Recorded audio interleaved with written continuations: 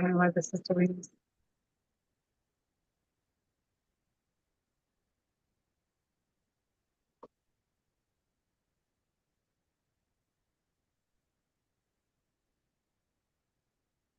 One moment, we're having some. We are live, and so we are live, and we're having some technical difficulties.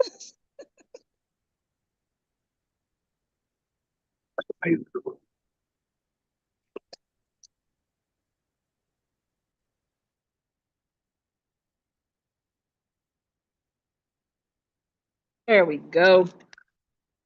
All right.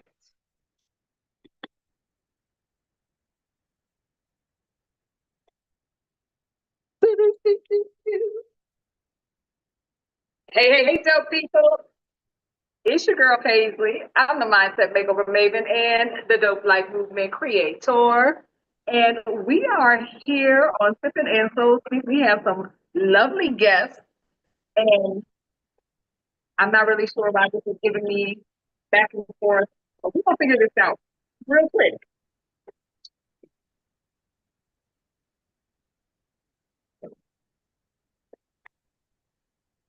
Okay.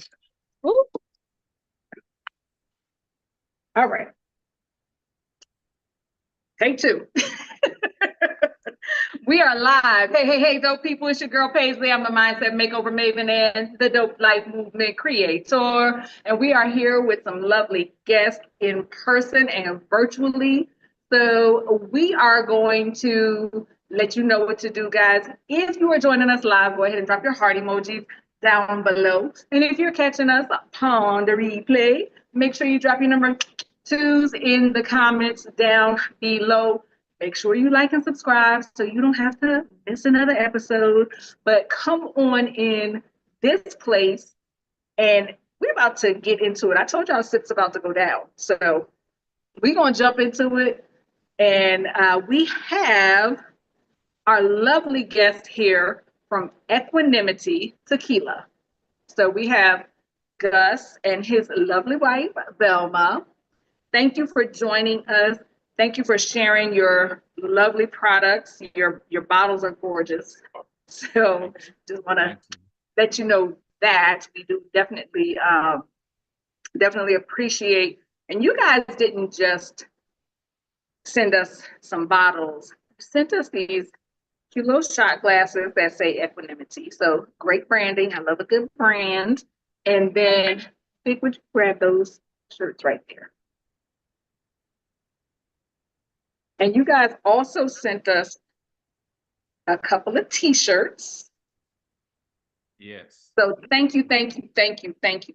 I love little gifts. I can. And wait, it's us or us is you? Us for Sippin and Soul. Listen, when they send this stuff, we don't even know who's gonna be on the show.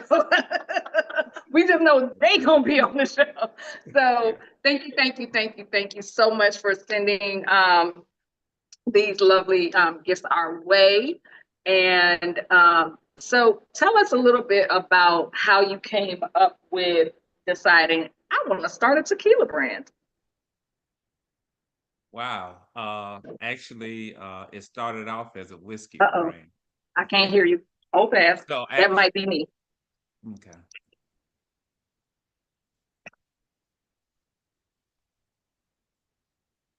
Okay. Say that again. Test 1, 2, 1, 2. We good? Yes. Yes. So actually, it started off as a whiskey idea during Oh. COVID. I just got caught up into the different whiskey groups and cigar groups, and just wanted to understand people palates and the comparison and the notes, and then comparing them to cigars. So I initially, after jotting down some ideas on doing something to build generational wealth and legacy building, I asked my wife about coming out with our own whiskey brand. And of course, she gave her approval as the accountant of the house. And Right. so And so it kind of went dormant for a minute. Um, and then just constantly trying to think of other ideas and not knowing. I believe God already had given me the idea that I needed to pursue. And so when we moved to the DMV area, one of my line brothers came out with his own rum. So I took that as a signal and I just attached myself to him to learn about the business, the spirit business. And then after about a couple months, came home again and told my wife, I was like, you know something, we can do this. We need to go and do it. And she was like, let's do it. And I told her I did not want to do a whiskey anymore because being around a lot of people, everybody was doing a whiskey or the whiskey bourbon or was doing a vodka or some sort. And of course, I didn't want to do a rum. Um, so I told her I wanted to do tequila.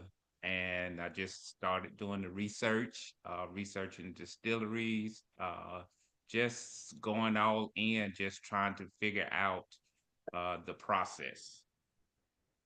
Awesome, awesome. Well, thank you, thank you, thank you. We're gonna get into these sips. So first, we're gonna try the Blanco. Um, we just gonna sip and eat because that's what we do here.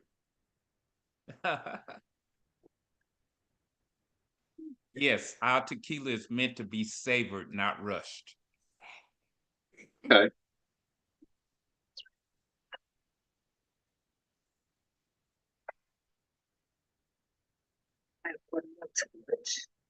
Okay, so this is your Blanco, which comes in this beautiful blue bottle. It is very. Yes. Salud. So neither of our tequilas have additives in it. So the Blanco is pure 100% agave. So, and I'm glad you said that because a lot of people are getting into realizing that a lot of our favorite brands have a lot of additives and things in it. And you know, if you're on a summertime fine journey like myself, then you need to watch what you're putting into your body. And Yes. sometimes, you know, we know that like it's not normally what you the spirit, right? It's normally what you add to it. But when the spirit already has additives in it, you're just like, you know, and I don't know what's in it, but it tastes all right. So, but this is actually, I mean, literally, this is actually Yes, very smooth. Yes. it's very smooth. It's very, It's refreshingly and I was surprising. gonna say, it's Very like for a refreshing. Blanco, you Yes. don't expect, Yes, I'm drinking it now. I don't love my Blancos to bite me back. Like, I want to bite. Typically, I don't have to tell you, but typically with a Blanco, it's an acquired taste, and you understand, you expect the bite, the bitterness to come with it, and so Yeah. it's amazing to not experience that at all. Yeah, for Well sure. done, well done. Thank you. They're good. So. You're off to a great start. If it gets smoother from here, Oh yeah, it only gets better. It gets It better. only gets better. Now this is the Highland, Lowland tequila. right to the, This is a ripper.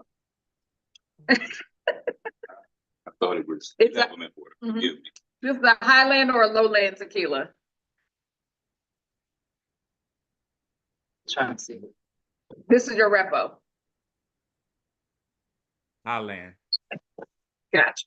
So our repo is aged for 3 months in white oak bourbon. So depending on your palate, you'll get a hint of vanilla and or caramel.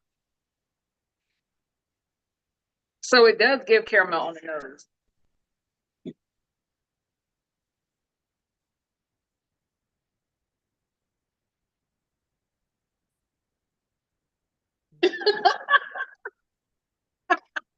Sir and ma'am. I don't drink, but I'm looking at the reaction. I am too, and I'm loving it. I mean, because again, you expect certain things, and it's a means to an end, and so this is a very unique experience. I think you got This some is- new customers up in here. So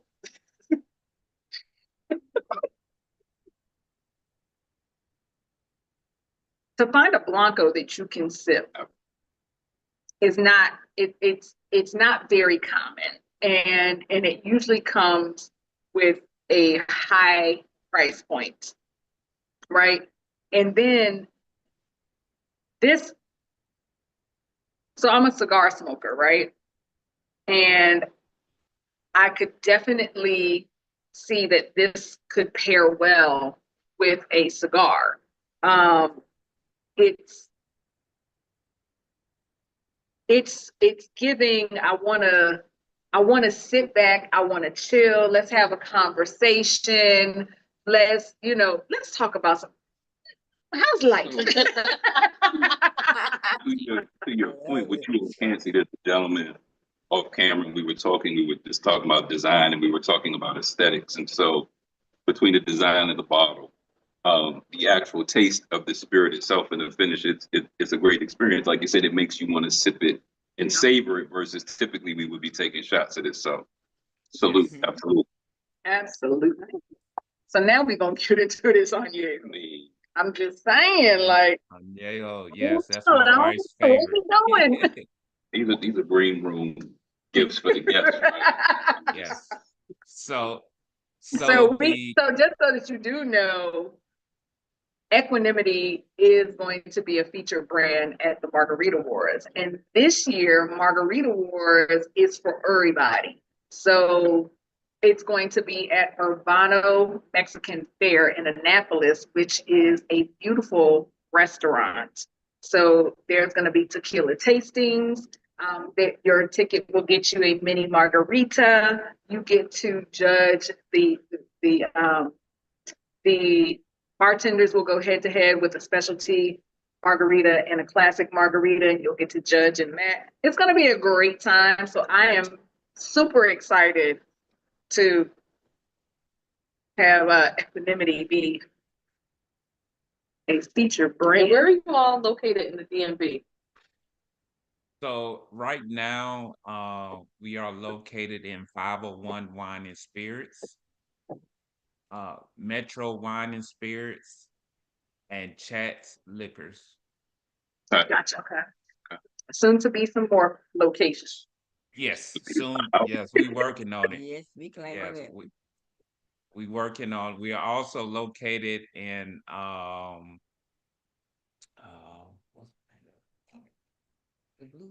the name of it? No. So this is on the nose.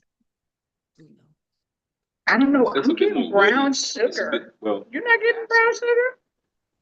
and this is aged how long? 12 months. Is So it, the it, the añejo is aged also in white oak bourbon and French oak red wine. So so you should have what I, got the red wine on the back end. Okay. and you can So definitely it's do 65% white oak bourbon and 35% French oak red wine. So you get that complex taste as well as a lit spice and smoke, but it's Yeah, not there is overbearing. definitely, I get the spice. Yeah. And we're in one restaurant right now in Baltimore called Darker Than Blue, downtown Baltimore. All right, well, we're gonna get into this tequila old fashioned. Okay. If I had to pick a favorite, it's gonna be the Repo. I was actually getting ready to say I'm far from an expert, but what does it say about my palate and my preference if my favorite was the Repo? Nothing. It doesn't say anything. It says that's what you I like. was too sophisticated about it. Okay, fair enough. Yeah. It's just, it's just, what your palate is accustomed to. To me, I have no favorite. And the reason I say that is that because each one of them provides a different experience for me. So it's kind of For sure. hard, like for now, a weekday, kind of a chill night, it's very refreshing, the Blanco, so it just depends on my mood and the type Really of is day, the about your, weather.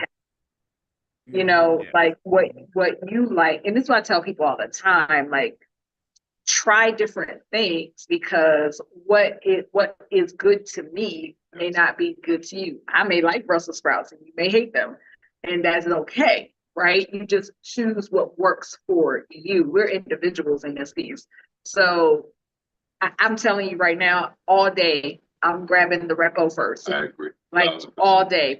Because too, for me, so and maybe it's the time of year because that Blanco with a slice of lime or an orange peel Yes. in the summer on the balcony, baby, I could get into that. I could get into that.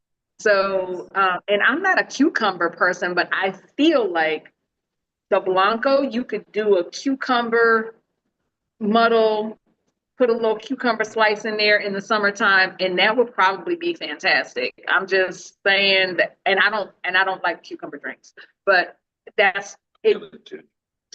I was about to say ginger because I'm a ginger person. Ginger in a When you said that, I thought I'm sitting out. I'm telling you right now, I'm sitting out in the sunshine with this on the rocks with a piece of lime, actually probably a dried, dehydrated Blue Henry lime. You're fancy, man. Well, that's our brand. Like Blue Henry, we love Blue Henry because it is a Black-owned brand and it's local to the DMV. A black one. It's dehydrated. Dehydrated. You see how your face changed when you said it? That's how you know you're fancy. It's all right. I'm here. You're my friend. I'm here for it. By association, I'm fancy. That's what friends are for, right? Elevated. Wait, let me get it. We're gonna get into I like the purple bottle. That's my favorite color. So I'm with the purple. Oh. Yes. So we're all purple people here. Yes. So my favorite color is purple as well. Okay. Awesome. Okay. Well, I'm just gonna freehand this. Y'all gonna get what you get, don't get upset. Let the Lord lead you.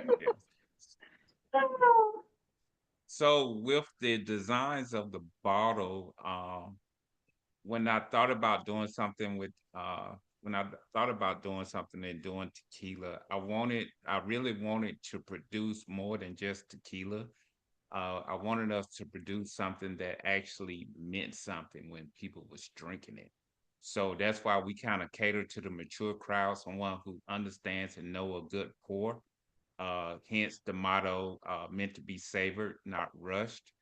But I wanted to make a difference too, because when we moved to the DMV area, it was just everybody was in a like rush to get nowhere.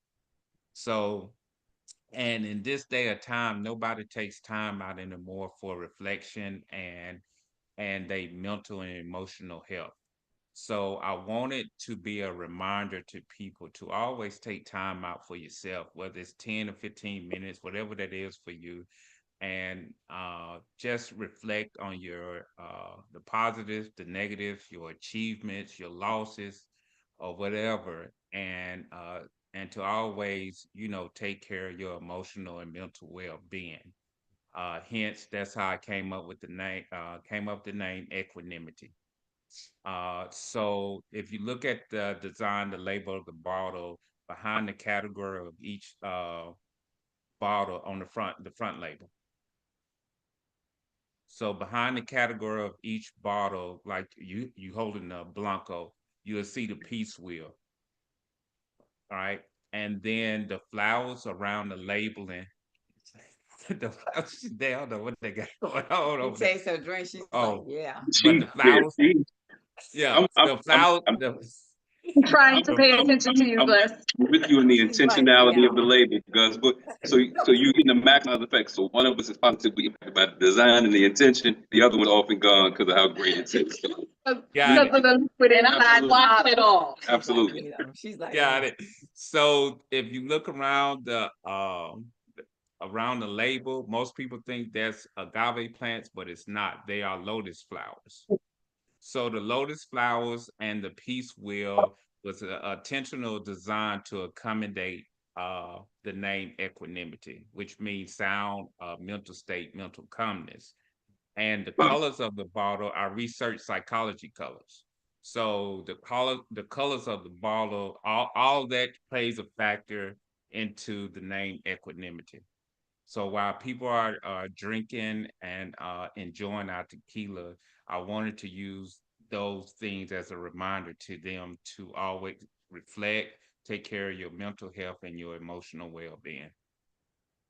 So to compliment you, I have a background in graphic design. You have a traditional artist, and we were literally talking about design and aesthetics before we went live, and I was drawn to your bottles. These remind me of like vintage apothecary They bottles. do. They do. And so they have a substantive feel and heft to them. Like they Yes. they're visually Yes. appealing, and they feel good. They look like this is something that you would absolutely. You almost don't want to open it. We know how good it is now, so we will open it, right? But it is going to look beautiful in a bar in a home, and so kudos to that. Absolutely. Thank you. Absolutely. Thank Well, so this is the tequila old fashioned with just a little simple syrup, a little ice, the repo, and some bitters. you. So Okay.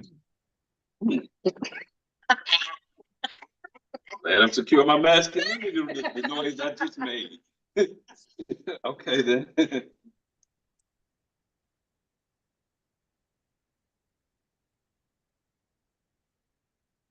That's good. Listen, I did not know That's old good. fashioned could be made with tequila, so This is I outstanding. feel like I'm learning something tonight. I tell people you can do whatever you want to do with your drink. You can do whatever you want to do. That's outstanding. And so this is actually pretty damn good. Like, It's outstanding. like, Drink it like that or with whiskey. I love a tequila old fashioned. Okay. I love a tequila old fashioned. And the repo and the añejos usually do well in a tequila old fashioned, right? Because you have a little bit of that, whatever barrel it's been rested in, which is usually like a whiskey or a bourbon barrel. And so you're gonna get a little bit of that finish on that tequila. But this right here, And I'm gonna tell you So, another so drink. Oh, go ahead. Oh, I'm sorry. Go I'm ahead. gonna tell you another drink that I always brag about that my wife made one time. It was a hibiscus margarita with the repo. Nice, very smooth, very. That's for if you love hibiscus. so yes. I am enjoying this. So make sure that you get you some equanimity tequila and come out to our Margarita Awards, which will be in Annapolis. Um, um, which will be in Annapolis on April 30th. So thank you for sharing with us. Thank you for partnering with us. And we look forward to much, much more and great success to you. Thank you. Thank you for having Papa. us. Yeah. And salute you all for doing it as a couple. It's beautiful. I even love the way that you took your vision back to your wife, and she absolutely co-signed, partnered with you. And so, cheers to you all. Absolutely. Thank you. Thank you so much. We appreciate you guys. Have a wonderful rest of your evening. All right. You the Thank you. same. All right. God bless. And blessings.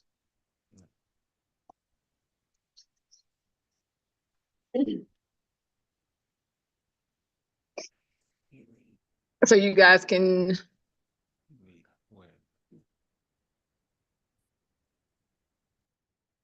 there we go. All right. So now, listen, I've been rude. I didn't tell y'all who these other people were here. We were in here getting into these tips and whatnot. But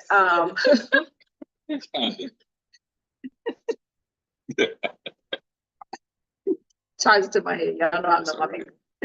Listen, this is our Love and Legacy series. So we are featuring Black-owned brands for our sips this month. So I'm for everybody's Black. And, I don't want nobody else to lose, but I definitely want us to win. So, and there's enough shine out here for everybody. So I don't feel like I'm taking anything away from anybody else by saying that. It's my truth. And it is what it is. So Love and Legacy series, y'all know I had heartburn. The conversation we had. I had heartburn about doing another relationship series on Sippin' and Soul Speak because I don't love the way we do it, right? I don't love how we're portrayed out here in these streets. It's very divisive. It seems very like we're splitting the gender. And in our community, we got enough division. So I love to be able to come together. This is Victor. Victor and I go way back like spinal cord. We, we used to work together. We have been business partners. Like and we have these conversations. Would you call it our off podcast conversations? That could be recorded and been on the podcast. And been on the Yes. podcast. Yeah, Yes. we have these conversations about relationships in our community. Victor is also the host and creator of the King's Cutting Board podcast. So you guys started 6 months ago? 6 months ago. Okay. Yes. So you guys started about 6 months ago, and so I was just like, okay, it's three guys trying to tell women stuff. Really, that's what we gotta do. Insight. That's your whole thing. Where men Wait, where you said it. where men speak and women listen. When did that never happen in history, bro? That we talking and women listen. Yeah, That's the narrative that they portray, you want- that we don't. that we don't listen, but like So I mean, we're gonna just decades ago, we didn't even have a checking we're gonna account with just us. jump off into it. Now let me say this. Sorry. That tagline was written by executive producer. I still don't love it. Just Take take issue with it. Yeah. I think there's some What- merit. what to did this. she say? Different palettes, right? Mhm. And And if you are a woman who listens, you're like, why do we need that? If you're a woman who doesn't listen, you might be like, you know what, this is what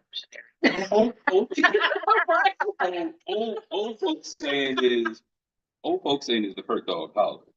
It could be that. There's nothing in the tagline itself that suggests that women don't listen. It just says here, it's a declarative statement where men talk, women listen. And I doesn't didn't- say that you don't listen. And I didn't take it that way. Right.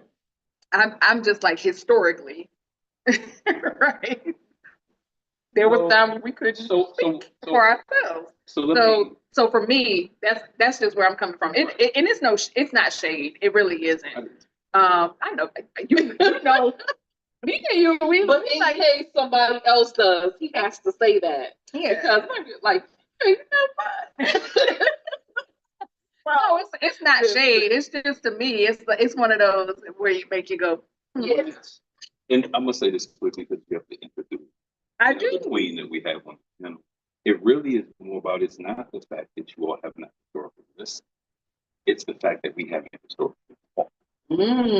I love that. I love that. So- I'm gonna give you. I like that better. I like it way better. So I said this. Because now that goes to the vulnerability. I recently said, And they do talk about I'm that. curious about your take. What I said to one of my podcast co-hosts, because we talk offline all the time, and what people see online is a byproduct of our conversations we have every day. I assert that we are the first generation of men, specifically Black men, that are operating in. I would agree with that. And there are this many of us that are comfortable in the vulnerability that it takes to walk in, operate, and moreover, effectively love you all in that way, which is why I gave this gentleman his props when he came in. I'll stop there because we'll Like, who is he? There. so, yeah. So listen, we also have Ava Laura here. She is a celebrity life and relationship coach. No, like that ass. Because her been on the TV for real. My segment this time didn't air. Uh-oh. That's So what happens. so she's here. almost as I don't want to call you a mediator, right? But what I don't want is in this relationship series is that it becomes antagonistic and it becomes more it becomes more divisive because that's when I tell you I left the last series like I don't know about this. I don't know about relationships in general. So And you're not alone. yeah, There's a lot of women right now. Like, you know what? There's pee in the big pool. I'm over it. well, I'm gonna tell you what I tell a lot of those women is get your pissy ass out the pool. because a lot of the times when we're not healing, we're sitting in our own mess, right? And so we're in the pool and we're not healing, we're not thinking about healing, and we're peeing in the pool, and then we're complaining about the pissy pool. Get your pissy ass out the pool and go somewhere and work on your healing so the chlorine in the pool can do what it needs to do so that you can come back and it can be refreshing to you. It can be soothing to you, right? And so sometimes we do need to get out of A lot of times we need to do the dating pool, right? Yes. We need to not. get on out of it. It's okay. It's okay. I promise it's gonna be all right. Work on you. Yeah. Work on you. Similar to you, what I say is if you feel like the dating pool is full of pee, more than likely it's because you're full of And what I mean by that, when you listen to people's perspective about the dating pool, generally speaking, who and what you attract is a direct reflection of what you are and where you are. And so if you're meeting a bunch of undesirable people, then if it happens consistently, you have to start in the mirror. Right? I don't disagree. You know, At all. People, and I don't like to generalize, but oftentimes, especially if a man says that to a woman, like he's going to get a ton of pushback. But that's one of those undeniable truths. Relationships are mirrors. Absolutely. They're absolutely mirrors. And you're right. Like, there's always exceptions. It doesn't mean just because you attract bad energy means that you're bad energy, right? That's not always the case. But if it's consistent, it keeps happening over and over and over again. It presents different and it ends up being the same. The issue is usually you. Absolutely.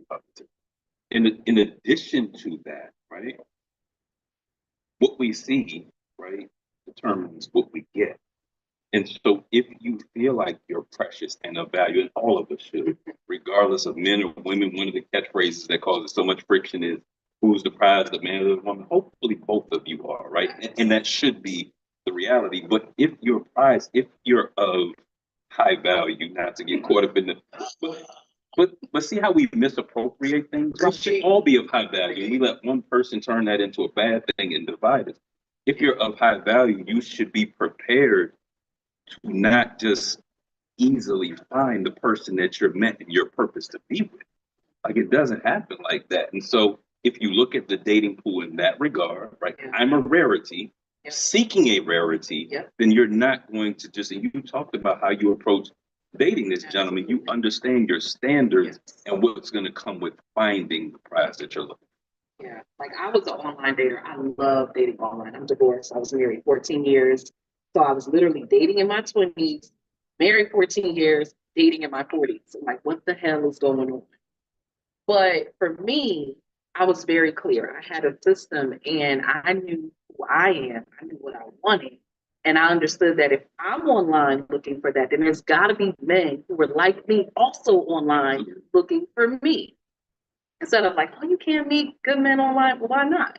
It's just like any other vehicle.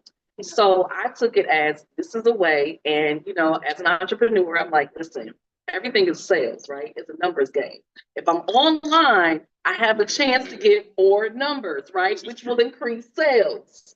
And so that's how I looked at it. So I went in with that attitude and I made some amazing men. And my beautiful partner here now, he's met some of them. Like, we're good friends. Like, some of these men we went out, we're not going to work together, but you're a good dude. Yeah. and we became friends. We did business together. So listen, I had whole communities from dating online now. And I think that when people are like, "Oh, dating online is whatever they think it is," right? It to me, there's good and not great people everywhere, right? So if you feel like the online dating scene, like it may not be for you, right? But if you feel like it's because it's online, like what makes it you could meet that same person online in the grocery store, Yeah. right? And they're gonna still be the same fuck person that they were in the grocery store and online, right? So it does. We're just people, Yes. and we're people showing up in spaces and places, and we're trying to connect, and whether that's romantically or not, we're trying to connect with other people, and so it doesn't. The platform doesn't necessarily matter. It doesn't. It doesn't. Because But even the dating platforms, people will say, oh, Match.com is better than Tinder. No, it's the same people. It's literally the same people. It's the same people. Yeah. I mean, to your point, having been on those platforms, you actually see, on all of them, you see okay? the same. So it's the same people, except Really? some are free Yes. and some you're paying for. I'm gonna ask you forgiveness because I'm gonna give you a problem. If I get too far gone, I'm gonna forgive. So knowing you, I know how intentional you are. And I want you to say what led to it after I comment on this. I absolutely positively love the title, love it, and legacy. And the fact that you chose to do it in Black History Month. And so one of the reasons why this is so important, one of the reasons we founded our podcast based on the pure garbage that's out there, especially in social media, as it pertains to the narrative of Black men and Black women related to one another. If you do not understand it's by design, then you're being led astray. that part. So let me say this. Also, if you do not understand that our love and our legacy are undeniably tied and bound together, then you're in error. How we love each other, how we show up for each other is indelibly impressed on our children, and then how they then relate with men and women, and has everything to do with the propagation of our people. So there's too much at stake. I did say, depending on how passionate I got, whether I was going to curse, for us to continue to perpetuate the bullshit. And we're talking about women telling men that you can't take them to Cheesecake Factory, and men telling them what you got to come to. It's too much at stake for that foolishness. So I'm grateful for But time. that foolishness is out here. And it's rampant. It is not just out here. It is rampant. Over. It is a rampant. Which is why we have to be an oasis in the desert of foolishness. Yes, because to your point, it's like millennials and Gen Zs, and they don't even know how to date. They don't even understand what dating is about now. They have all of these misconceptions and all of these rules. And I'm like, you're supposed to go out there and have fun and just meet people. Yeah, but here's the crazy thing, right? And this is where I'm like, we trying to put it on the younger generations. Is some foolishness and fuckery happening? It's a lot. Let's be clear. Like, bruh, sis. Now you you too old for that. You know what I'm saying? But so to answer your question, love and legacy, it really became, it's Black History Month. I'm rooting for everybody that's Black. And so I wanted to represent the love that we should have for one another in our community, right? I promise you, most people know I was like, if I never do another relationship series, it'll be too soon. And here we are. But so our podcast, we ran into the burning building primarily, right? And so we were talking about this because I'm a girl. I have a 23-year-old daughter, I have a 15-year-old daughter. And when I'm speaking, I'm not only speaking to men. I'm 49 years old. I don't there's no much to be ashamed about in that regard. I'm speaking not only, but I'm having conversations because this lives on forever and ever. My daughters will be able to look back at this and hear their daddy speaking about. And as I said before we came on the air, one of my governing principles is if I was not okay with my oldest daughter walking through the door with a man who was just like me, then I have work to do on myself. Thank you. I and I find it when you are a girl dad, a boy mom, right? You have to consider. You don't have to. You don't have to do anything. Correct. You don't have to do You would anything. hope. But I would hope that you would consider, right, that our children, they learn what they live, right? And so if you learn what you live, then if I see mommy cussing out daddy, then as a boy, I'm going to think this is how it's supposed to be. And as a girl, I'm going to think this is how it's supposed to be, right? And so that now we perpetuated some things. And sometimes we do need to look in the mirror and say,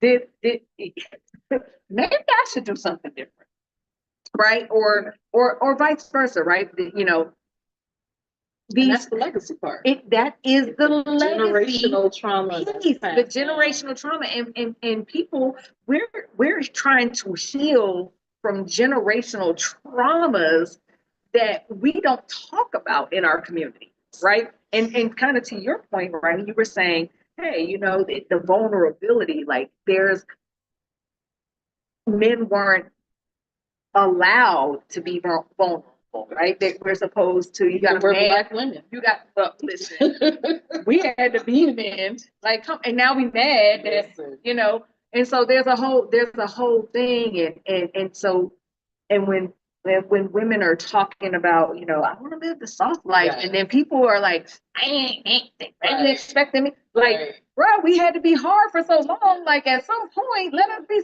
soft. Let us rest in our femininity, and I promise. Here's the thing: for Black women, we talk about love on the rocks, right? And dispelling myths. I think that one of the myths is that Black women just want to be difficult and strong, hard. Like, no, we want to rest in our femininity too. And we need a safe space to do that. And just like because there is that whole, we're talking about men need a safe space. You do.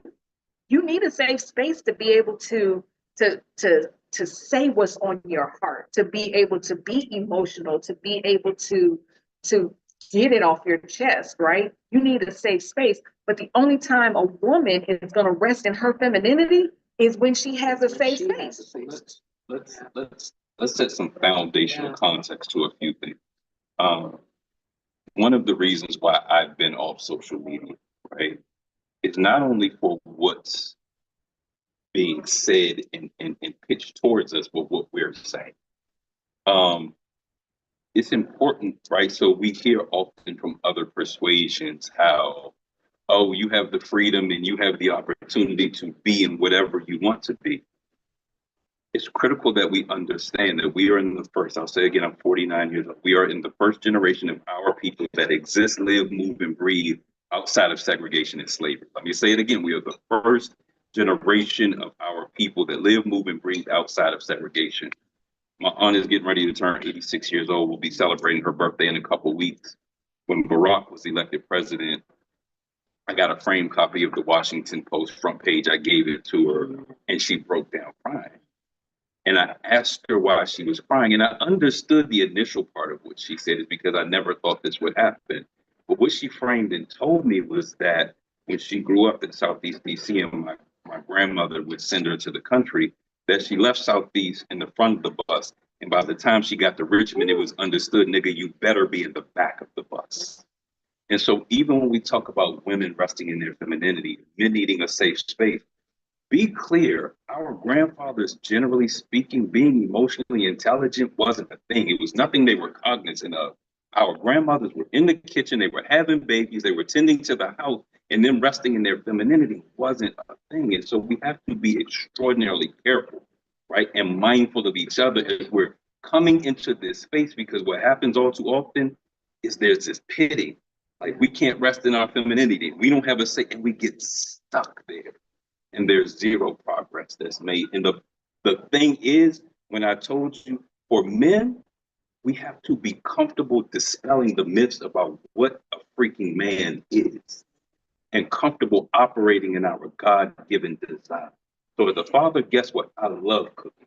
When my daughters want a new outfit for their birthday or something, they say, Daddy, can you take me shopping? I know the feminine product aisle at where we don't shop anymore. I took my baby Ross shop to the woman that I'm in a loving, committed relationship with. She do the majority of the cooking because I enjoy it. I serve her. The things that are define manhood aren't things that I excel at. She does. And what makes me a real man is understanding her strengths and our balance. And that's what's not happening in our communities and our conversations. You know what I really like that you said is that we have to give each other grace because we don't know what we're doing. Listen, This is our first time doing it. We didn't have anybody teaching us how to do it. And now we're out here on the ledge and trying to figure it all out without support. And the reality is, you know, like you, so my parents are 72 this year. So we had a big birthday for them called 50/70. My parents were 70 years old 2 years ago, and they had been married 50 years. And so, like you said, I grew up with a mother and a father. Yeah. And even though I can look back now as an adult and say, there's some stuff in their relationship that's dysfunctional, what I could see is that my father supported my mother and my mother supported my father, and they worked together as a team. My father did all the grocery shopping. I never saw my mother grocery shopping ever. Come on, man. Well, they probably shared the kitchen, but he did all the grocery shopping. He did all the clothes shopping. When I had my first period, he was the one that gave me my feminine products because he did the shopping. He did all the my mother, I don't think I ever saw her wash. She never washed clothes. I never saw her wash clothes. He did all the washing the clothes. I folded the clothes and he would do all the ironing. She's a lawyer. My father supported her when I was in high school. She worked a full-time job, 3 kids. She wanted to go back to law. She wanted to go to law school. That was her dream. He supported her. She held it down. So she was working full-time, going to law school part-time, 3 kids. And he held it down for her to get her degree. Took her 3 times to pass the bar. And that was her time. She finished, then it was his time. He went back to school, got his master's in seminary school. They supported each other. They worked as a partnership. And that's what I saw. So when I was out here, I was like, well, that's how it's supposed to be. Except I didn't always see that. And I was like, wait a minute, hold on now. This is what it's supposed to look like. So I actually had a different view of what I thought it was supposed to look like than a lot of men who hadn't healed and a lot of women who hadn't healed, because I saw 2 people work together as a team. And so I've always seen relationships as teamwork. yes. You gotta work together. And that's the legacy part. You work together as a team and you lift each other up, and your family comes behind you. And that's how we grow. And that's how we become the beautiful people that I know we always used to be and could be. Yes, absolutely. And I feel like, here's my thing. Whatever works in a person's relationship, that's not my relationship.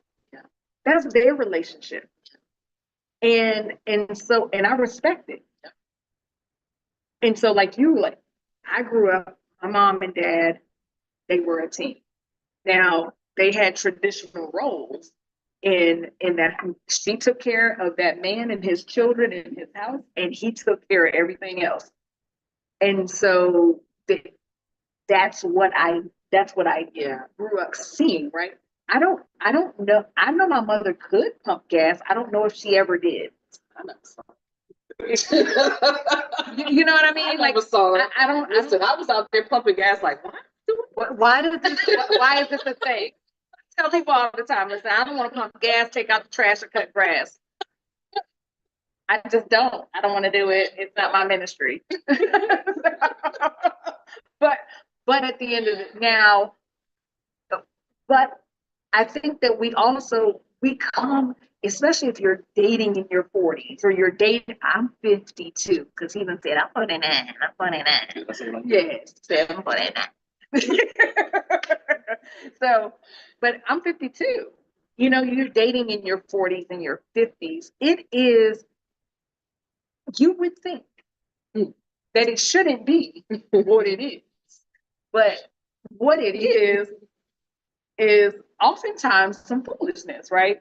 People, and I'm gonna rip the band-aid off type of person. I am going to, if you cannot give me these innuendos, you can't do these, you can't kind of Straight talk. you know, softly throw it out there and see if I'm gonna pick it up. I'll be like, well, what are we talking about? What are we talking about? Because surely we're not talking about whatever I think you're talking about, right? And so at the end of the day, that's just me. Well, I mean, But I think at this point, I got more intentional. I got more summers behind me than I got that part. That part. So you're gonna be more intentional. I'm gonna need my breath when I'm 90. Listen, I'm trying to told you, baby. I mean, as my doctor told me when I went, I was like, why am I having all these issues? She said, well, you know, when you're in your 40s, that is middle age at this point. We went back in the day, we were hunters and gatherers. We weren't living to 100. We weren't living to 80. She said, this is middle age. Your body is starting to deteriorate because that's what it's supposed to do at this time. My hip said. I said, well, dang. They didn't tell me about that. They told me this thing, I could live to 100. But the reality is at this point, you got to be intentional. Time is ticking. And intentional is like, that's the operative word. I think you have to be intentional on all the things that you do. If you intend to be on some fuck shit, then say that. Put it out there, because there's definitely somebody who is down for that. There are people who are out here who are like, Sure. That's what you want? I got that. Yeah. You know what I'm saying? Yeah. They don't, you want no strings attached? I got you. Come through on Tuesday at 9 p.m. You get the Tuesday 9 p.m. slot. Be out by midnight. Yeah. And don't call me again until Sunday evening and set up for the next Tuesday. They good with that. But also, you know, we also have to know ourselves. And I had to spend some time getting to know myself after being divorced, right? Yeah. I met my ex-husband when I was 19 years old. You know, I had this man's babies, and it didn't work out, right? And so I've been divorced for a very long time, right? 15 years, something like that. And so, but now all my kids are grown. They good and grown. They got mortgages of their own. They don't see necessarily that way, right? However, during that time, I had to find me. And a lot of times we're out here telling people we don't want to go to Cheesecake Factory.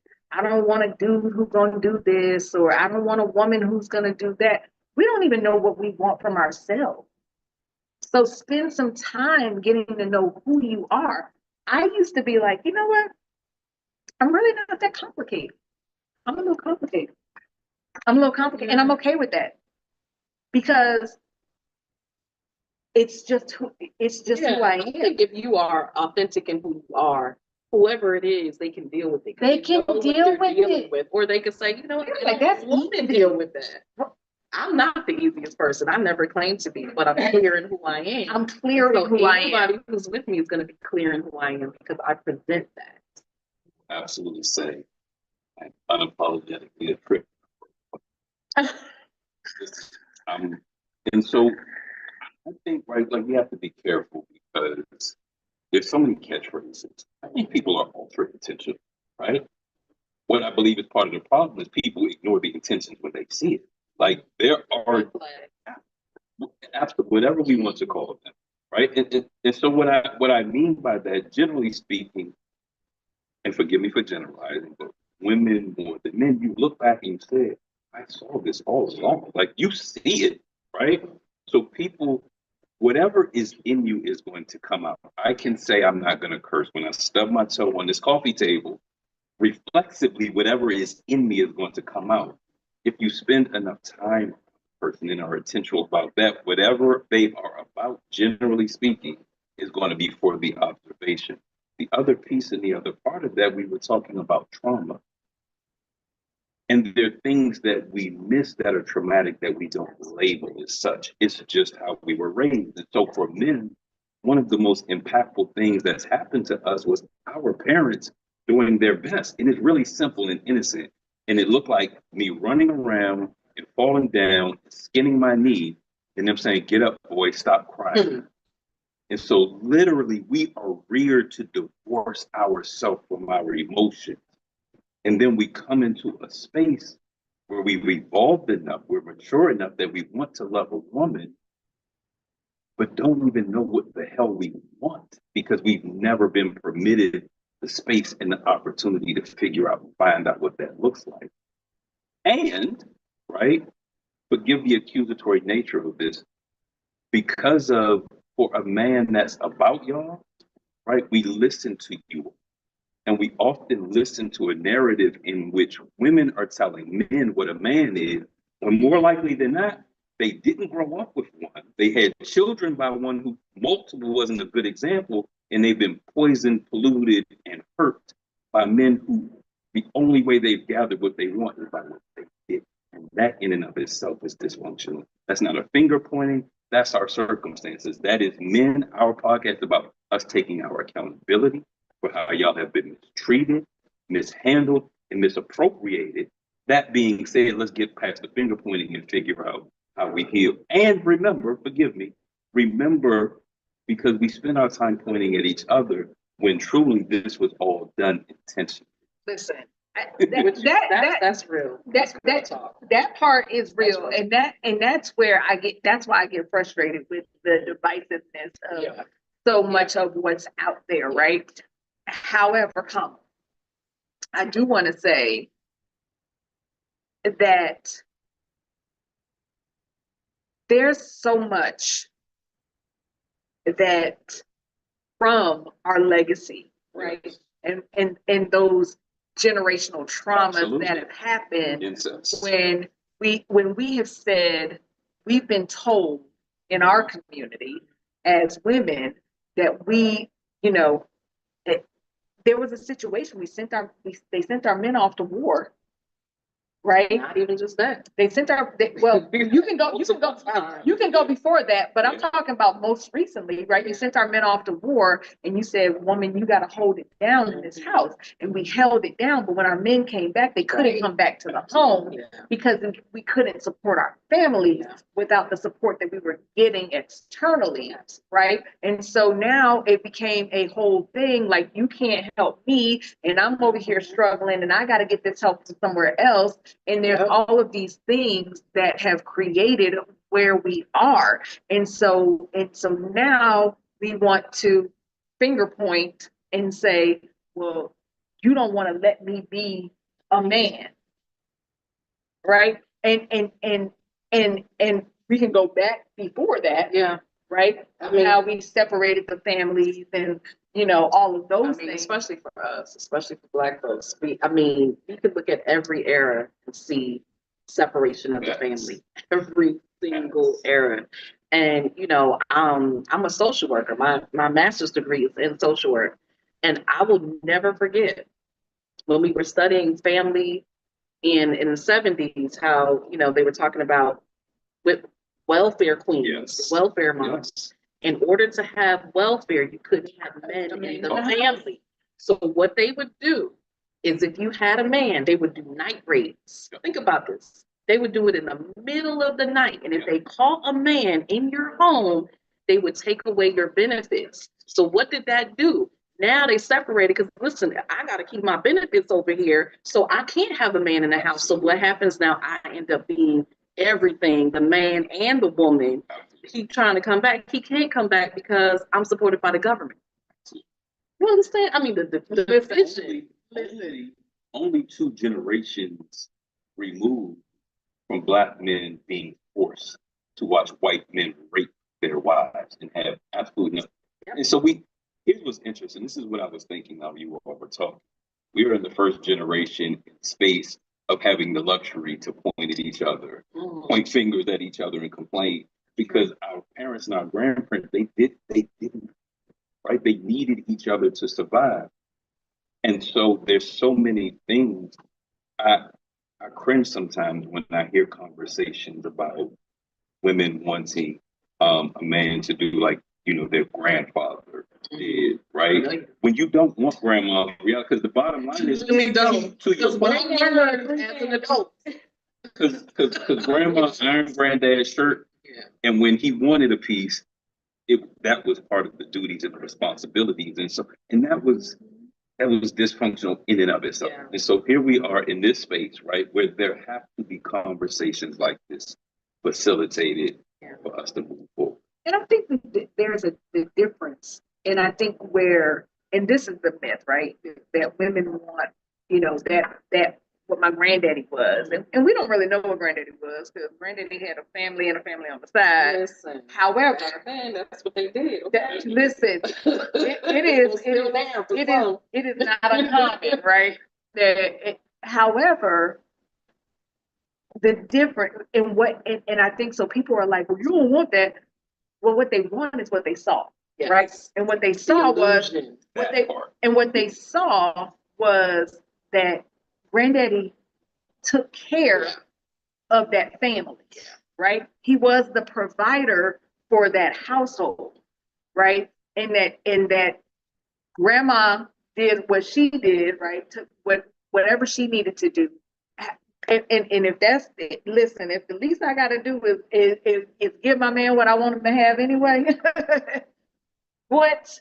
But it's that you gonna get it. It's that illusion. It's that illusion part because it's no different than why the U.S. federal government was sued and held accountable for how they marketed cigarettes to the public because whether it was the Camel Man, they provided this narrative, right? That was in stark contrast to the effects of doing that. And so what we don't talk about was the fact that grandma sat silently knowing he had a family on the other side of town. We don't talk about the fact that that was a day and a space and time when a man could be heard putting his hands on a woman and everybody said that's their business and nobody said anything. And so we frame conveniently too often. Here's the thing, right? Because men are upset because, oh, y'all saying y'all want to provide, where men are trying to be providers when truly you're clueless about what that looks like.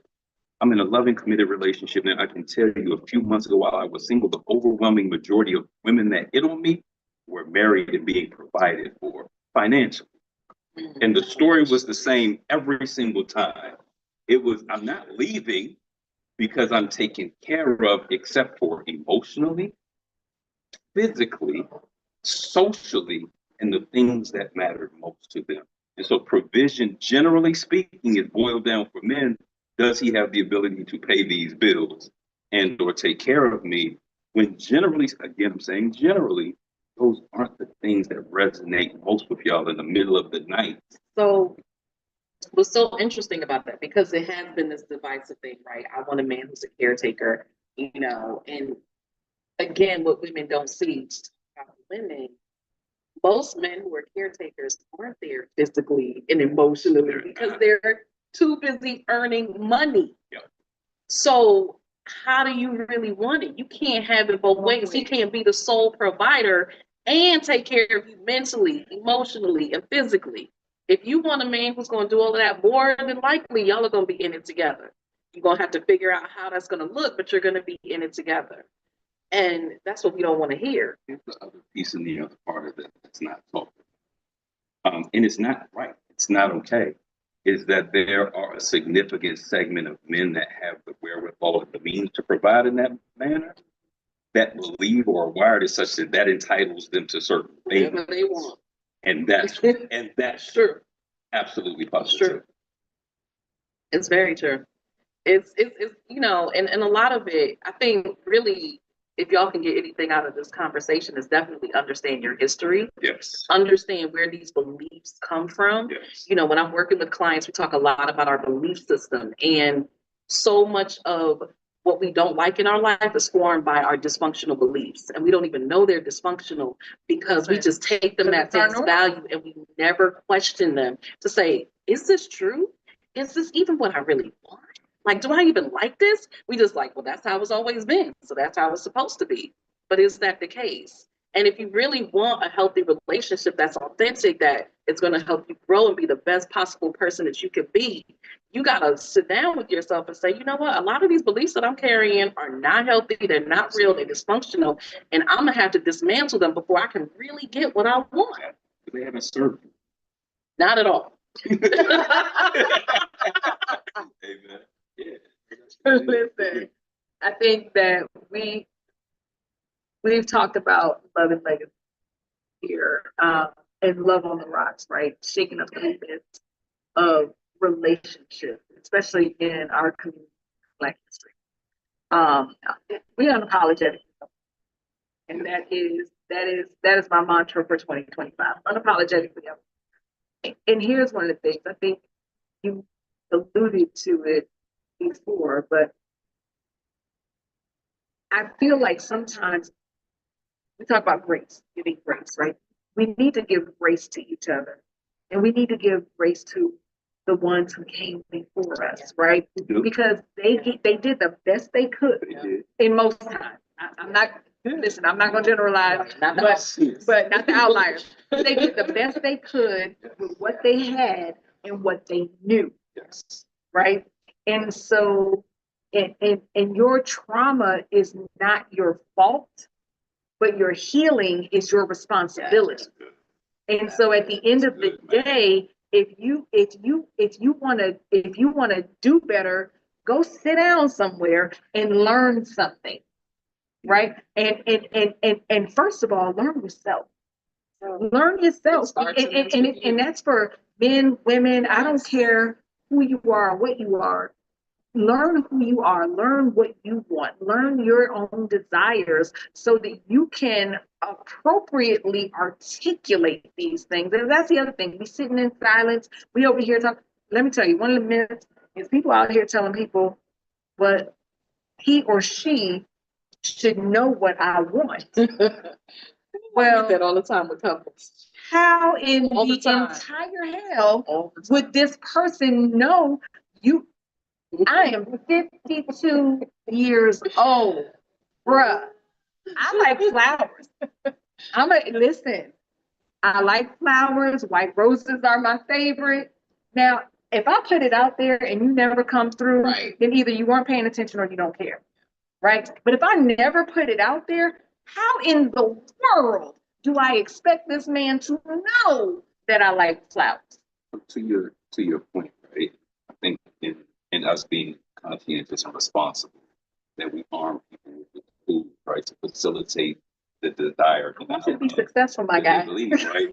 And so it's like even when we say we learn ourselves, it's like saying go learn Spanish. Again, bearing in mind where we are really truly in the first generation of our people with the luxury of saying what you want and what you don't. And so for me, it starts with spirituality, right? For branding myself in my relationship with God and having a context and a pretext and an example of what I'm to emulate and how I'm to move. Here's what I love for our people. I love that we are in the first generation of our people that will actually go seek help from a mental health perspective. For our parents, I'm either going to beat it out of you, or I'm going to lay hands in oil and take you to the altar out of you. And not that there's anything wrong with, right? We have to have some balance. I would have to say spirituality. And I would also say nothing that's right revolutionary is that surround yourself with people that look like what it is that you desire. So I'm grateful. Shout out to Bruce and Di, two of my podcast co-hosts. I'm so grateful for their relationship. From them, I coined loving each other out loud, which I paid you the compliment, because while they're not perfect, their relationship exudes this desire to get it right in their commitment for one another. And so steer clear of people that don't look like what it is that you say you want, including social media sometimes. And to that point, people out here praying somebody else's prayer. These baby, the Sierra prayer. The Sierra prayer. I mean, I don't know him. I don't know him. I don't know if she's on him for real. Like, to be honest, like at the end of the day, like And this is why I talk about getting to know yourself, Yeah.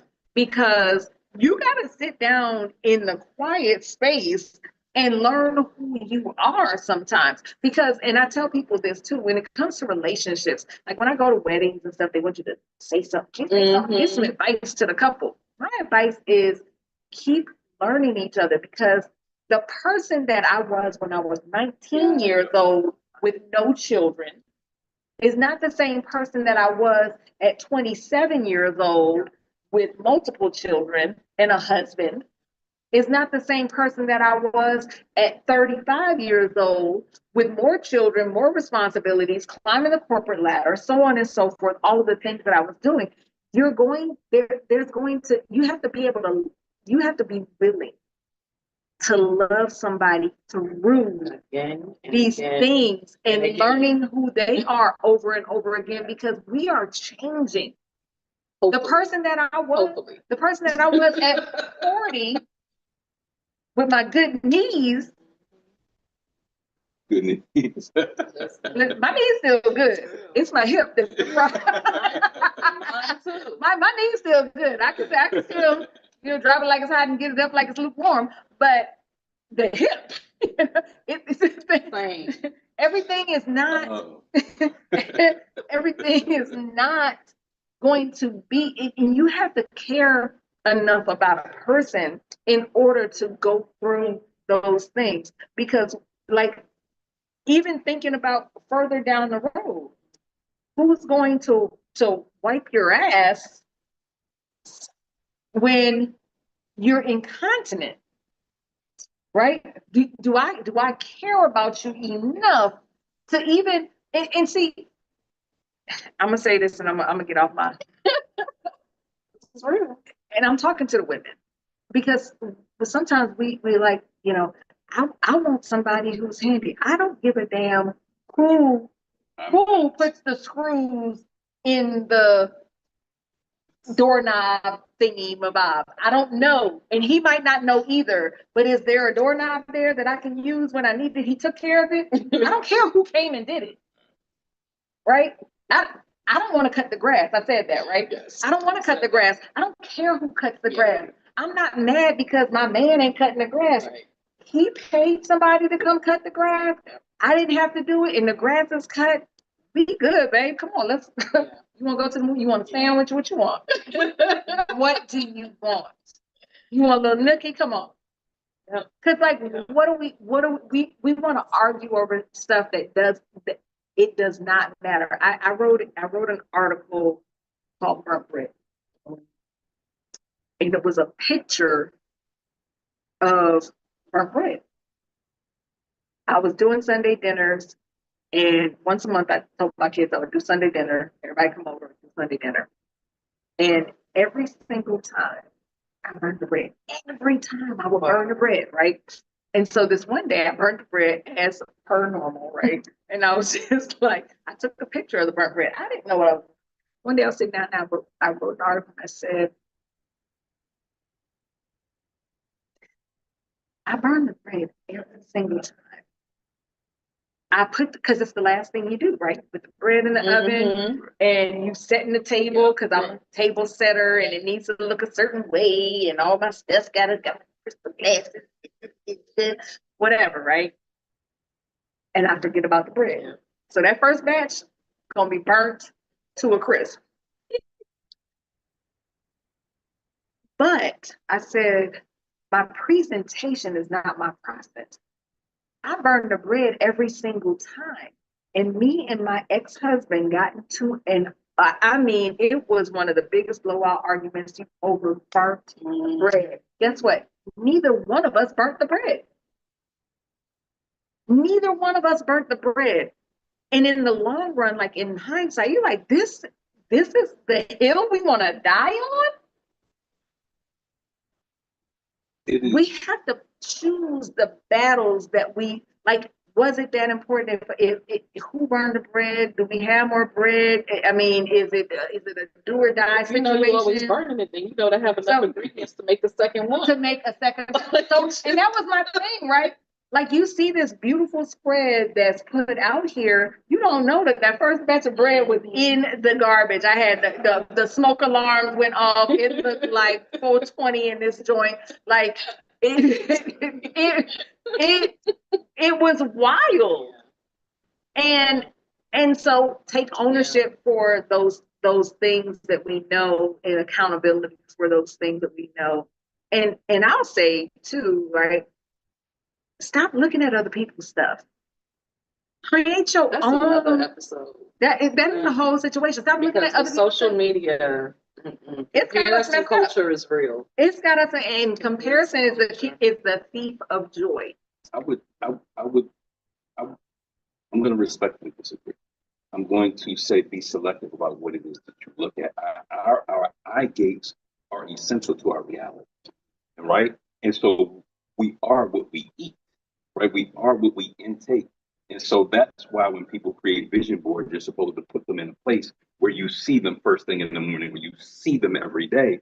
And so what I would say is make sure that you're looking at what it is that you truly desire, because that part is inseparable. You can't take that part away, right? And then back when we go to that foundational, how do we move forward? How do we get better? How do we resolve? How do we evolve?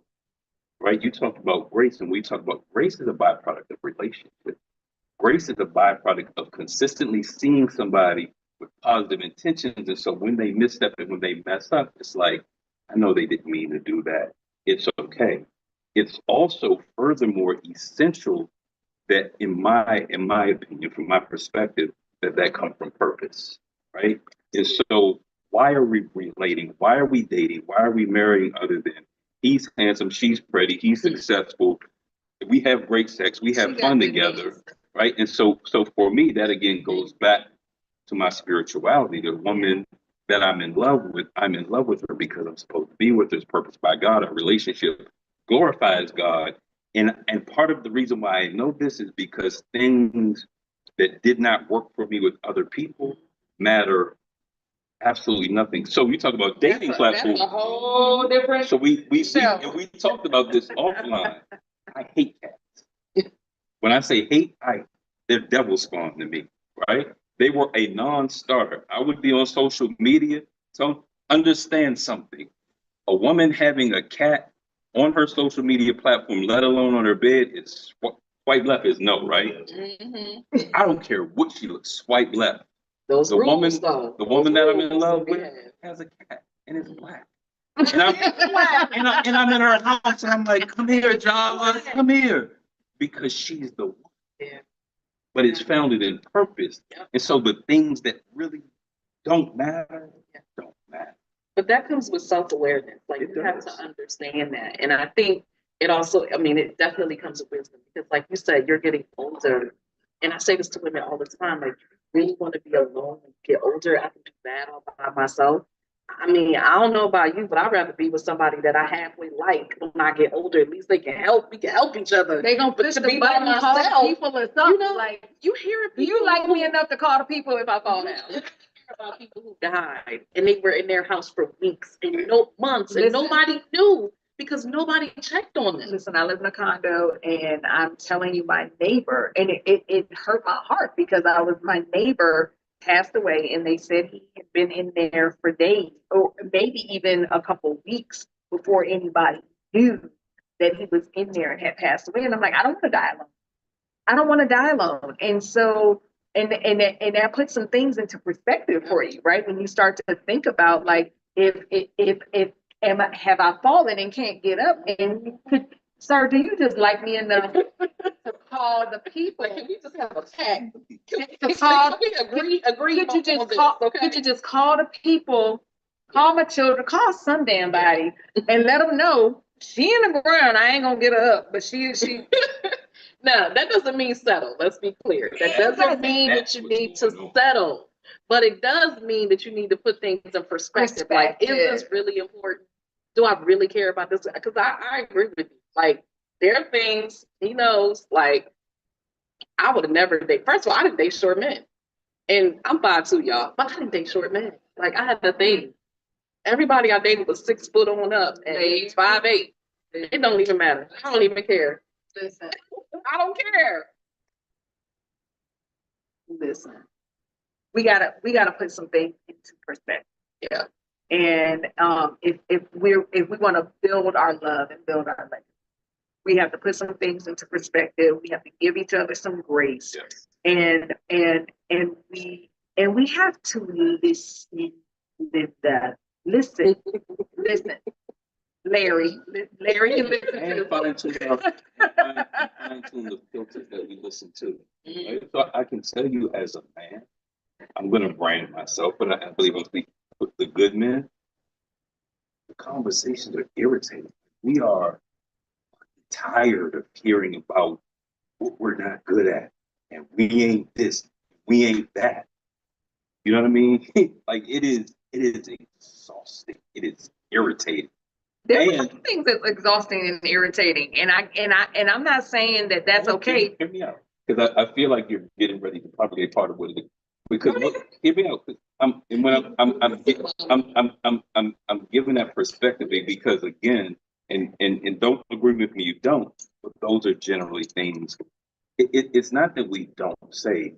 It's when we say them, we don't have the wherewithal, the ability, or to convey them in a way in which they can be received. Okay. And that's what I'm trying to do. Because typically when we say it, it's, well, y'all don't, or it's a defensive mechanism. And again, I'm owning the accountability for our shortcomings. And more often than not, our complete inability to articulate what it is that we think, feel, fear, or desire. Because we never. And so again, there goes the grace. And what I'm there are a segment of men who this is why I'm saying, and I'll shut up. Is that when it's done or when it's said, because oftentimes women either don't know how to receive it or never heard it. There's a defensive posture that precludes her from even being able to receive what he's trying to say that's said horribly. And then there's just this cyclical, well, you don't, and I don't because you don't, and we get it. But I think that's where we have to stop and start over, Agreed. right? Because because what's happening now is, oh, they always saying he ain't this and he ain't that and blah blah blah blah blah blah blah, and now you feel some kind of way, right? And I mean, but the attack, the people who have picked up the Kevin Samuels mantle and are running with it, baby, I ask them every single time, do you need a hug and who hurt you? Because at the end of the day, it's not going to get us anywhere. And that's where we are. Where we are is it's when you did this and blah blah blah, and under the guise of, well, hear me and you're not listening and so on and so forth. Bro, I can't hear you. Right. I can't hear you when you're with that tone. I can't hear you because You could. No. I can't. You could. No, I can't. You choose not to. No, I can't. And it's the same thing with men. Men do this. You don't want to hear she nagging, she da da da da. So you're not hearing what she's saying, because what she's saying is, I just want your time, baby. I just want you to be here. I want you to be here with me. And all you hearing is, you don't want me to go to work, and you don't want me to da da da da. And all you want. And so it's not men versus women, and you can't hear somebody when the overtone is a certain way, and vice versa. We're people. And you can respectfully disagree. However, right? It's fine, right? But that's not helping us. The fact of the matter is, when we're doing that, we're dividing ourselves one from another, instead of figuring out, how do we make this better? How do we come together, right? I don't speak in absolutes. I don't say that everybody is like this and all men are like that and all women are like this and so on and so forth. I believe that there is, if you like it, I love it. That's what I tell people in their own relationships. I don't have to live with these other people and how they do life. I have to live with myself and whoever I choose to be in my life, right? So at the end of the day, we can't hear each other when it comes in a certain way. It's like that old remember the Cosby Show when he said to Vanessa, when he bought that, when he said you brought him on a trash can lid, like you brought me a steak on a trash can lid. You know what I mean? So we can't. I can't hear you. You can't hear me because of how it's presented. And so sometimes we need to step back out of ourselves. Well, I'm the man or I'm a woman. I should be able to be soft. I should be able to be vulnerable. We have to be able to just sometimes just sit back and be like, you know what? Go on and get it out. So, and for me, respectfully, it is not to discount anything that you said, but let me state that. But I don't believe that we can say we can do anything and then also say what we can't, right? And so for me, it starts, and I will say again, it's founded in purpose. And the reason why I'm respectfully disagreeing, we can, because no one can make us feel any type of way. And relationships are most successful when somebody has the ability to elevate themselves above the emotion and the situation. And we're all shaped and molded by our experiences. And I have the ability to, and I'm gonna give a real-time example, to step back and say, I hear what he or she is saying, but I'm gonna choose to operate in a design, in a space, in a place where I choose not to take it that way. I'll give you an example. The woman that I'm a loving, committed relationship with, she's very regimented, she's very routine oriented, right? And when I met her, we both loved our quiet space, right? Our own time to ourselves. I had to separate, right? The times in the evenings in which she doesn't want to talk from she doesn't want to talk to me, which is what most people choose to go to. The fact that she wants to be quiet doesn't mean that she doesn't want to talk. She just wants to be, and that requires a level of emotional intelligence. That requires hearing somebody say, "I don't really feel like talking right now," and choosing not to take it. You know what I mean? And I operate. Well, let me finish because I operate in a whole different space, right? Because the Four Agreements, right, is one of my favorite books, and the main thing that I took away from that book that I read consistently is don't take it personally, right? Take nothing personally. So for me, when I'm saying that a person can't hear you, it's not because I'm taking it personally. It's because of your delivery. But that is taking it personally. No, and that's what he's saying. And furthermore, usually when that happens, when you can't separate yourself out, it's because of trauma. We're triggered by something, and now it's not even, you're operating from ego. You're operating from a space of trying to protect yourself of what happened before, of going back into that place that can't happen to me again, whatever the storyline is. And so you can't separate yourself out to even look at it in a different way. Because somebody can yell at me. I don't like being yelled at, but somebody can yell at me and I can still hear what they're saying because I choose to hear what they're saying. Not, well, I can't hear you until you stop yelling. No, I heard you. Well, and I don't mean it that I don't mean like literally I can't hear you, but like your delivery matters, right? And so at the end of the day, I can choose, right? I can't hear you right now because your tone is elevated, and it's not personal. Your tone is elevated. This is not conducive to great communication. It's not. Right? And so because of that, I can't hear what you're saying because we're not communicating. Right? And so in that point, I'm not taking it personally. I'm saying to you, bruh, we might need to take this down, take it back, come back, revisit it in another time, in another way, in another space where we can hear each other. And but right now, but that comes down to the couple, right? Like, because we always talk about like having an agreement, like we need a code word, like if it's just getting out of hand, let's say that word and we could just back up off of it, okay? Just stop talking, right? But some people, they can still choose to hear each other through that. You know, because I don't want anybody yelling at me. Let's be clear. I don't like being yelled at. However, I can listen and still receive it, even though I don't like that tone. So everybody's different. And that's what I'm cautioning is to the kid.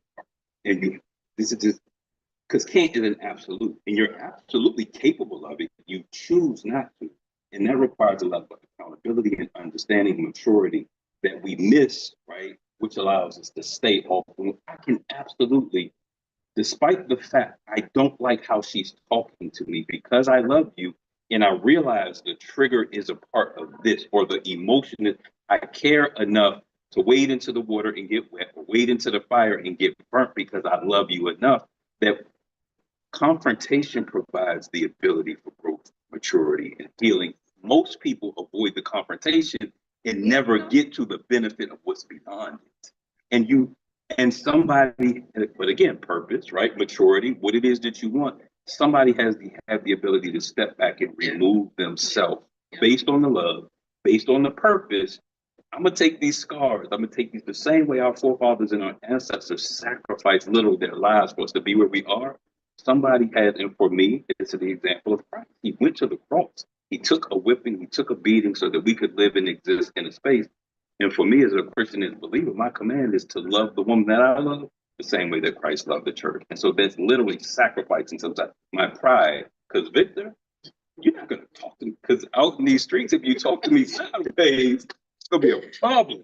So but again, back to the on our podcast, the cat is because Bruce, the cat is like, but again, it goes to the purpose. When in the presence of purpose, there's a grace that exists that provides, that equips you to do what you normally couldn't. So the can't goes away, and you're now endowed and you're anointed to be exactly what's required. When I say I can't, I don't take that so literal that it means like, oh, I can't hear you. Really believe that. No, and when I say like I can't, like I would tell somebody, I'm a communicator, right? And so much so that people, because I want to ask you, like, well, how did you mean that, right? Because sometimes what you say is because of how you grew up, right? And the experiences that you've had. So I'm going to ask, well, what does that mean to you? Or how did you mean that, right? And so sometimes people get frustrated in that. You know what I mean? I actually don't. I'm not being funny. I actually don't. I want to make sure, because it sounds like something to me that I don't love. And so if I don't love it, I want to make sure that you didn't mean it in a way that I don't love it, right? And so, and that's a level of maturity. So when I say I can't hear you, it's not that I'm operating out of a place of my traumas. It's like, bro, like we're not communicating. And so you can't hear me and I can't hear you because we're not communicating on the same level. We're speaking two different languages right now. And let's get back to our language of love and let's learn how to talk to each other.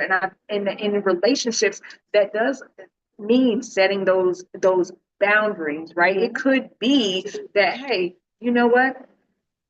I'm not going to have a conversation when we're screaming because I don't like to be yelled at, right? So if it gets to that point, avocados, we need to take a time out and let's reset and come back to a place where we can hear each other. So I don't mean that in a literal, like, I can't hear you in this moment. I can't hear you in this space. I can't hear you because we're not communicating.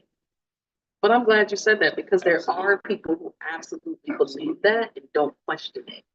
And don't ever look at that like, well, can I? Can I choose a different way? Like, is that really the case? Or is that ego? Is that trauma? Is that just what I was taught? Like, what is that?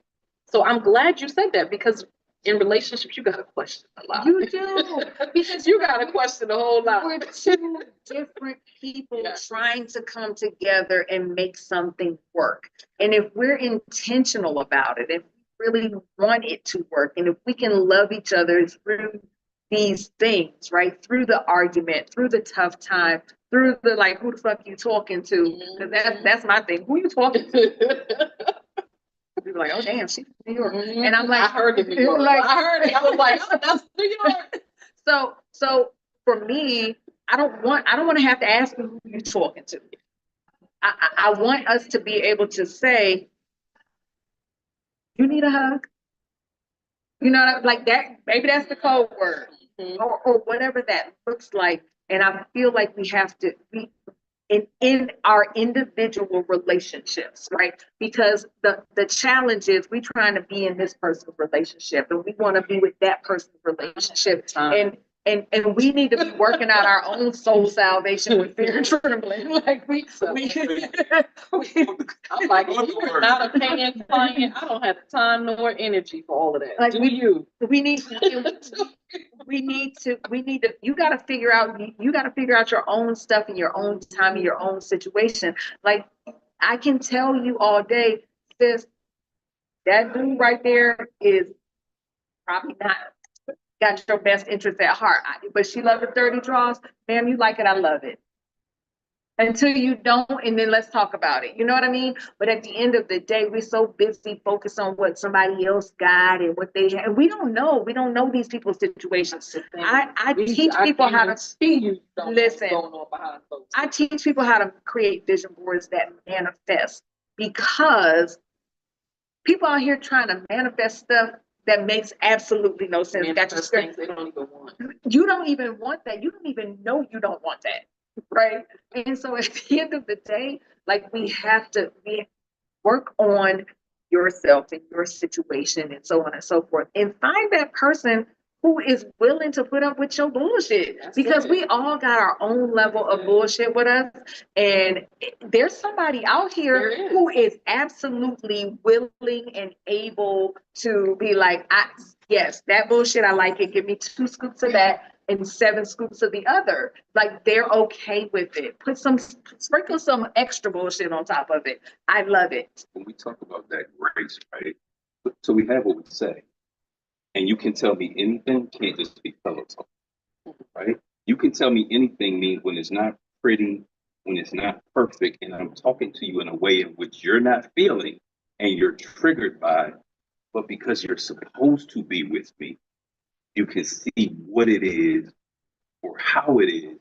You can elevate above that in a way, in a space in which I'm able to later see, you know what, I'm sorry, I was wrong, versus you can't talk to me like that, because moreover than realizing what it is that we want, we have to understand what it is that we need. I talk to my daughters all the time about the principle of reverse engineering. And so my daughter, Kennedy, she's very bright. She's working in IT for the federal government.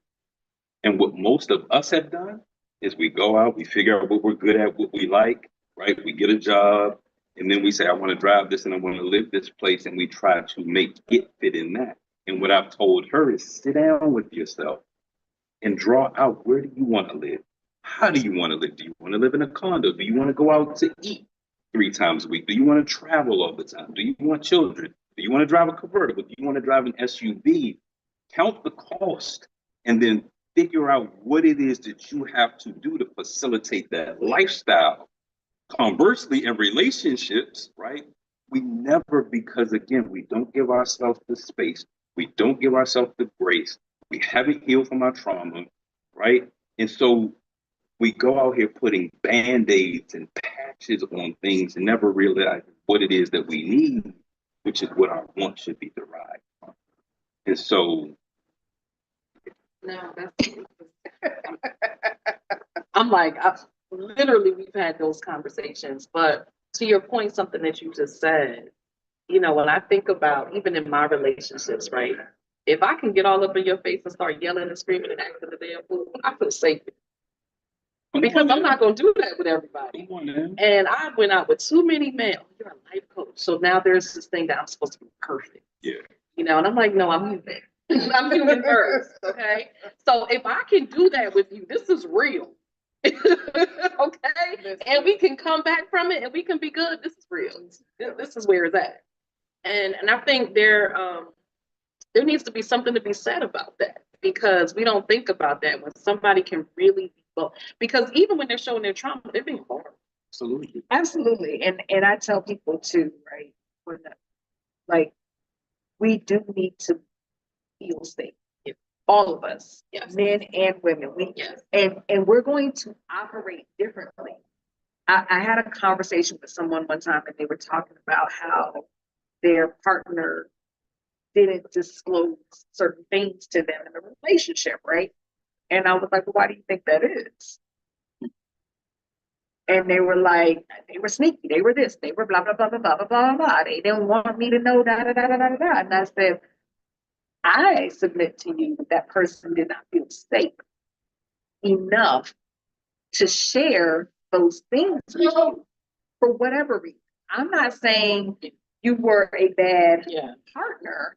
What I'm saying is, whatever the reason on that person's part and in that relationship with you together, they did not feel safe enough to share these things for whatever reason that you're going to judge them. There's going to be a this, there's going to be a that, whatever the case may be. And so now they're in a situation and you're like, who is this person? Yeah.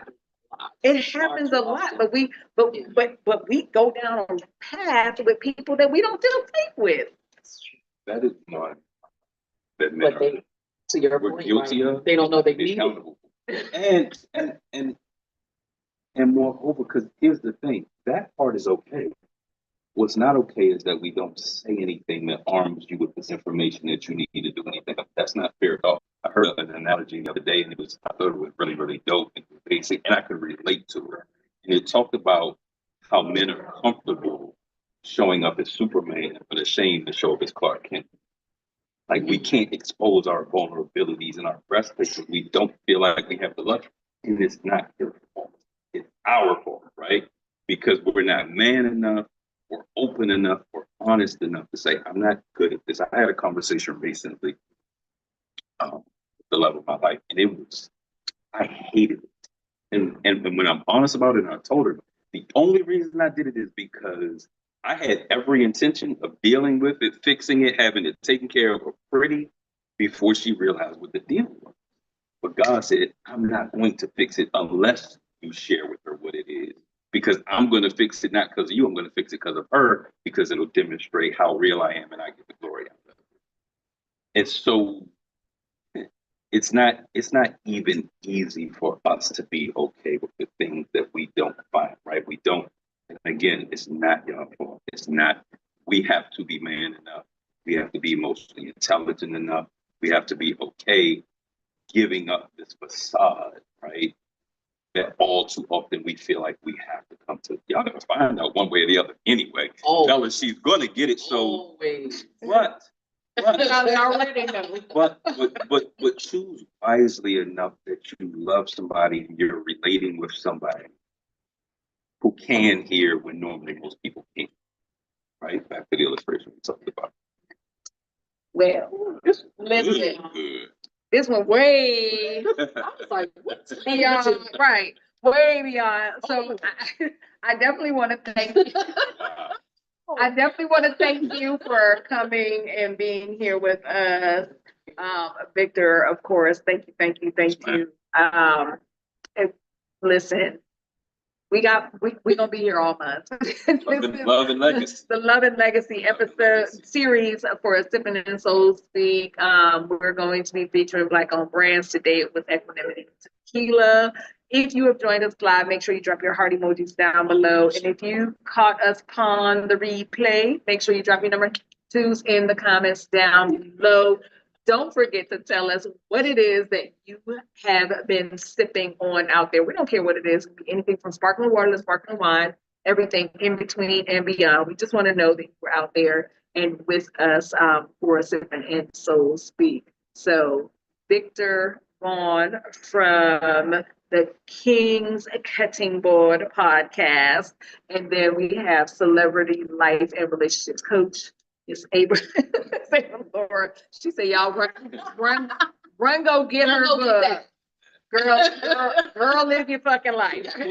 Can we, especially with us not respecting and giving our dollars to outlets that don't respect us, so how can people purchase directly from you? You can go to my website, avalora.com, or go to liveyourflife.com.